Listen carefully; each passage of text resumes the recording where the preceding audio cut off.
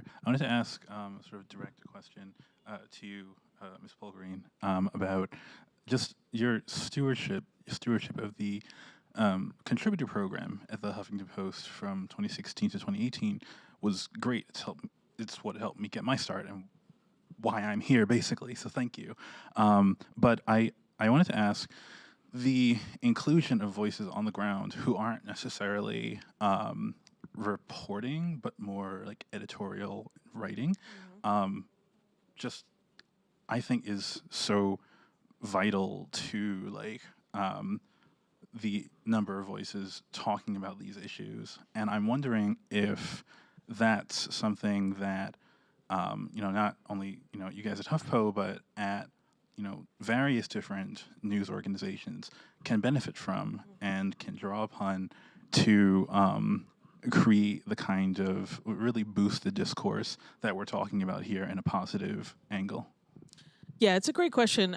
For those of you who aren't familiar, HuffPost from 2005 till 2018 operated what was really in many ways the first kind of UGC platform for people to share their views and opinions that would be published out on the internet and part of a broader site. This is before Facebook really got going, before Twitter and all that, and it was really at the time revolutionary. And in 2018, we made the decision to stop publishing the posts from contributors, and it was for a variety of reasons. But I think the biggest and most important one was we live in an age of disinformation, in which if everybody's talking, then nobody's heard, and there are so many platforms in which people are expressing their opinions, and it felt really important to me that if someone came to HuffPost, that the article that they were reading, they would know was something that was factual, was vetted, was edited, and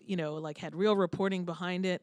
And I think that having an open platform like that made it very hard for us to keep that promise to our audience. And it turns out, as we've gone back and looked at what's in that archive, there are things that I think were really, really dangerous. For example, there was some anti-vax content on that platform that clearly is a hazard to people's health, and so we ended up having to go back and get rid of all of that. So it was a really tough call because, as you say, I think that there were also a lot of really important voices that got elevated through that platform who would not have access to that same kind of platform before. So what we've tried to do is bring those voices in through other means, whether it's through pieces that we write for Black Voices, or our personal section where we do first-person storytelling with a really strong emphasis on bringing in the firsthand experiences of people of color.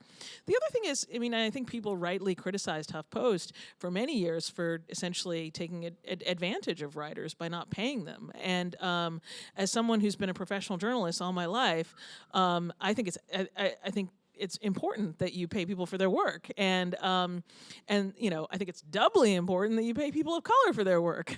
So to me, it felt like this was a transition and a shift that we needed to make. But we absolutely are always trying to make sure that we are foregrounding the experiences of underrepresented and marginalized communities in all of the editorial work that we do.